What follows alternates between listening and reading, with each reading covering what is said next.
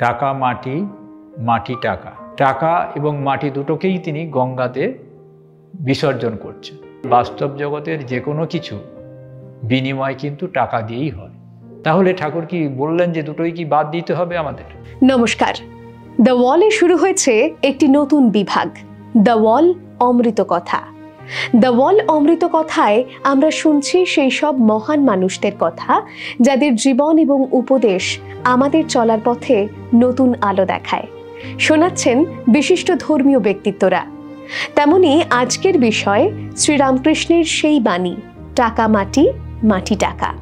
আজ এই বিষয় নিয়ে কথা বলবেন রহরা রামকৃষ্ণ মিশন বিবেকানন্দ সেন্টিনারি কলেজের অধ্যক্ষ স্বামী কমলাস্থানন্দজি। আজকের আলোচনার বিষয় টাকা মাটি, মাটি টাকা। এটি ভগবান শ্রীরামকৃষ্ণ দেবের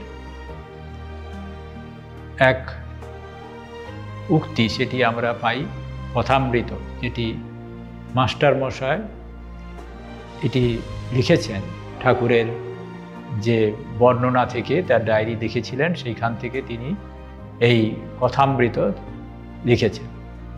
তা সেই টাকা মাটি, মাটি টাকা, এই অংশটি আমরা সবাই প্রায় জানি যে ভগবান শ্রীরামকৃষ্ণদেব এই কথাটি বলেছেন।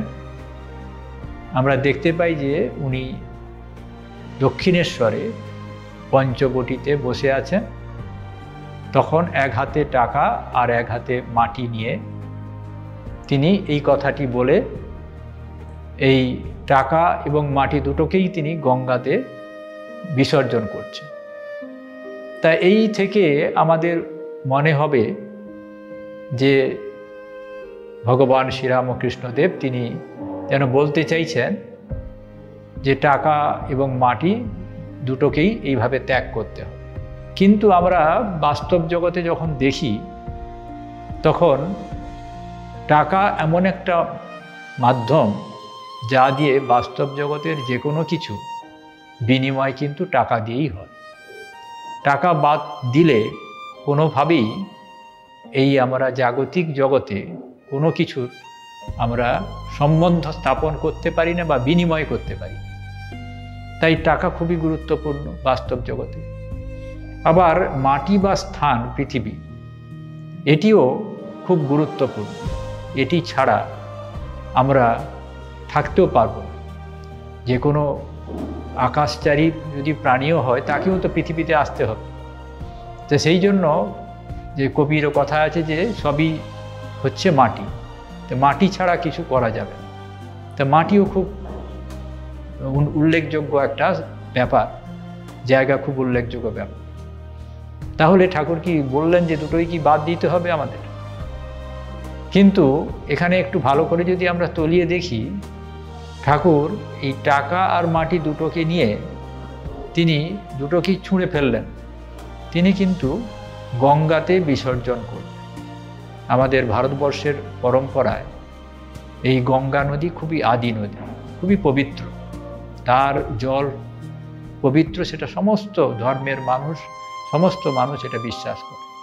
আর ঠাকুর নিজে বলতেন যে গঙ্গার জল হচ্ছে ব্রহ্মবারী, এত পবিত্র। তাই ওই দিক থেকে যদি আমরা দেখার চেষ্টা করি, তখন দেখতে পাবো যে ঠাকুরের কথার উল্লেখযোগ্যতা কোথায় আছে। কারণ তিনি অন্য জায়গাতেও বলছেন যে কাঞ্চন মানে টাকা, কাঞ্চনে আসক্তি হচ্ছে সংসারে বন্ধনের কারণ। মানুষের দুঃখ কষ্ট যা কিছু এই কাঞ্চনে, টাকাতে আসক্তি। আবার বলছেন টাকাতে আর কি হয়, টাকাতে সাধারণভাবে থাকা খাওয়া ছাড়া, এইসব ছাড়া কিছু হয় না। আবার এমনও বলছেন যে টাকা যদি থাকে, মানুষের কোনো কাজে যদি লাগে, তখন টাকার ঠিক ঠিক গুরুত্ব আছে।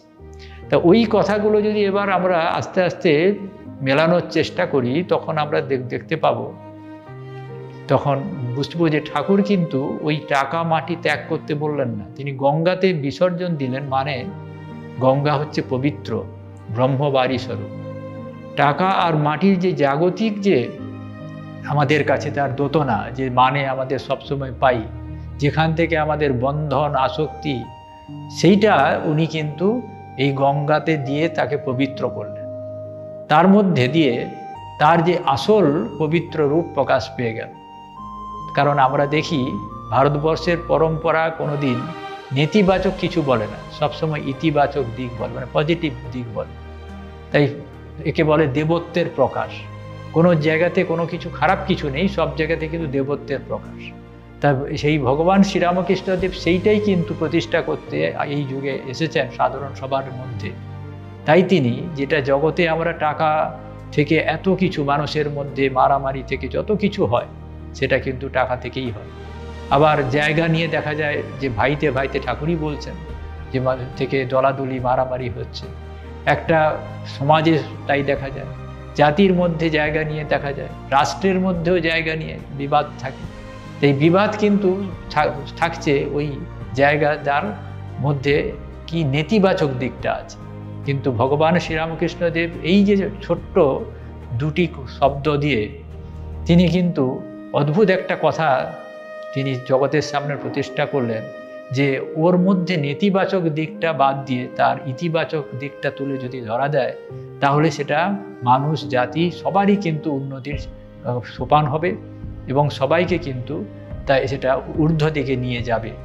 তা এখানে এই জন্য দুটি শব্দ থেকে তিনি চারটি শব্দর, এই যে দুটো টাকা মাটি ছাড়ার কোনো শব্দই নেই, থেকে চারটি শব্দ সৃষ্টি করলেন, এক অদ্ভুত শব্দবন্ধ, যেখান দিয়ে আমরা দেখতে পাই আমাদের সাধারণের জন্য সাধারণ ভূমি থেকে একটা উঁচু ভূমি বা আধ্যাত্মিক ভূমি বা একটা ঊর্ধ্ব ভূমিতে আমাদের কিন্তু উত্তরণের একটা সোপান তিনি করে গেলেন। তো এইখানেই তার বৈশিষ্ট্য, যেটা ভগবান শ্রীরামকৃষ্ণদেব, এইটাই হচ্ছে তার বিশেষ প্রকাশ, এইখানে বুঝতে পারি। তাই সবাই আমরা বুঝতে যেন পারি, বন্দে ভগবান শ্রীরামকৃষ্ণ।